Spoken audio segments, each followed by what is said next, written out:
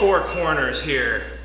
Hello and welcome, Grand Rapids. Thank you for joining us this evening. I'm your anchor, Josie Sabo. And I'm your other anchor, Sean Francis. And because everyone is just too sunburned to spend any more time out in that dang vitamin D supply, we have the national, world, and local stories that you may have missed. You're welcome, Grand Rapids. This is NewsFlash. Ding dong. Our top story tonight, President Biden and Speaker Kevin McCarthy have reportedly reached an agreement on raising the debt ceiling to avoid a government default. So the deal involves a spending hold for 2024, a cap on increases at 1% for 2025, and hiring the Property Brothers to install trusses to achieve a vaulted debt ceiling, assuming they don't have to move around too much of the HVAC. We'll see. Grand Rapids is set to announce its official friendship status with the Ukrainian city through a fundraising gala. This would be the first step towards a potential sister city status, which would add to the yet-to-be-named city to a list that includes cities in Poland, Ghana, South Korea, Japan, Italy, and Mexico. But first, they will have to make the Ukrainian city sign the burn book.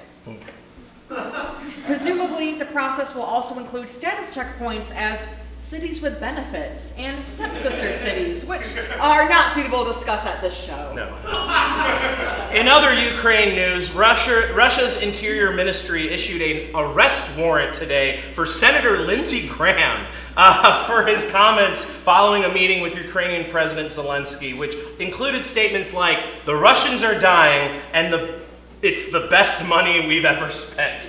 Yeah, that's a legit verbatim quote from Lindsey Graham. He added via Twitter that to know that my commitment to Ukraine has drawn the ire of Putin's regime brings me immense joy. So, doesn't seem like he feels bad at all. He is now officially on record as a criminal suspect by the Russian government for these shameful statements. And I gotta say, these aren't the reasons I personally would like to see Lindsey Graham in a Russian prison, but sometimes you just got to take the wins where you can. So maybe we can get a trade for Evan Gershvik, maybe? I don't know. Just me? I don't know. A lawsuit says Elon Musk is still refusing to pay for rent for Twitter offices because, quote, San Francisco is a shithole, end quote. But he still wants remote workers to return to work in that shithole. Yeah, weird. And it really makes sense that he's not refusing to pay rent, though, because he's never had to pay for rent because that's what his daddy and emerald mines are for. It's true. This is the real secret to being rich. You don't skip your morning coffee and avocado toast. You just refuse to pay for them. That's right. Elon Musk also recently claimed that it is harder to get to work for his companies than it is to get into Harvard. Which, I don't know, maybe. In totally unrelated news, he's being sued by a former employee who refused to install non-compliant locks which would not disengage during a fire emergency, which is required by law as a life-saving device on rooms that had been set up for Twitter employees to use as temporary hotels. So, looks like your prize for getting in is that you may never escape. Unless you get laid off, of course. A man from Louisville, Kentucky is facing criminal charges after allegedly shooting his roommate during a dispute over eating the last Hot Pocket. Apparently... Sounds like Kentucky, yeah. Apparently they had plenty of lean pockets, but this was the only remaining bacon cheddar cheese melt with a pretzel crust. Ooh, that's right, yeah. Authorities described the accused shooter as hot-headed, but ice-cold at his core. A CNBC article advises not to attempt to be friends with your boss, which seems like wishful thinking on the boss's part. What kind of Stockholm Syndrome wrote this article, right? Let the ghostwriter go home, Zuck and Musk. Nobody's inviting you to their happy hour. These CEO nerds are so thirsty, my God. That's this for me, I guess.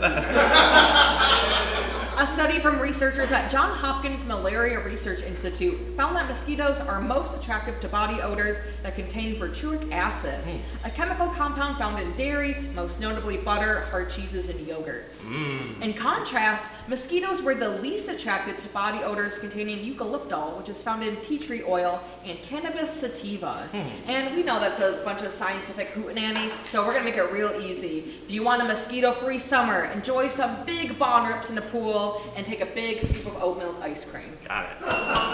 Done and done. A government official in India was suspended from his job after he ordered a reservoir to be drained so he could retrieve his smartphone, which he had dropped in while taking a selfie. All of that is true. Even more embarrassing, it was a fish pic. Scientists have identified a new drug to combat daytime sleepiness. And no, it's not caffeine, sugar, or guarana. It's meth.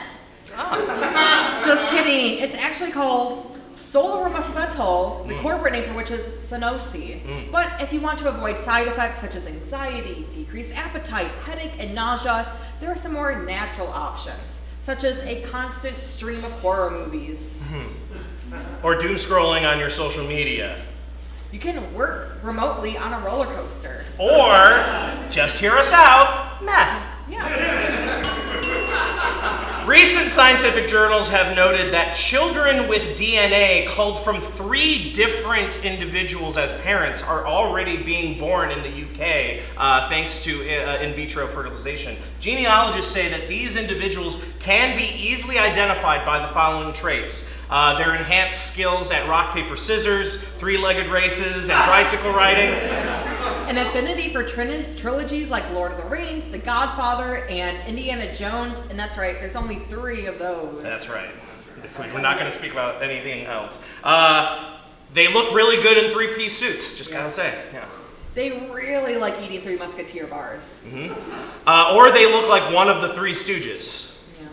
They're also really hard to tip over. Yep. Triangle, strongest shape. So there you go. We would also like to thank our writers for NewsFlash this week. Yeah! You want to see your name up here? You can tweet your jokes and email thumbnail.mondays@gmail.com on the subject NewsFlash tips. Yep, send us your tips if you can. You can also follow us on Facebook, YouTube, Instagram, and Twitter, I guess, but why? You can watch videos from past shows and lineups of future shows, find our submission form to get your act on our stage, and learn about other ways you can get involved. Or, if you don't want to do the thing at the board, you can just sit around after the show and do our improv jam. So that sounds like fun, right? Yeah! But now, Grand Rapids, you're welcome. Newsflash, this is Comedy Out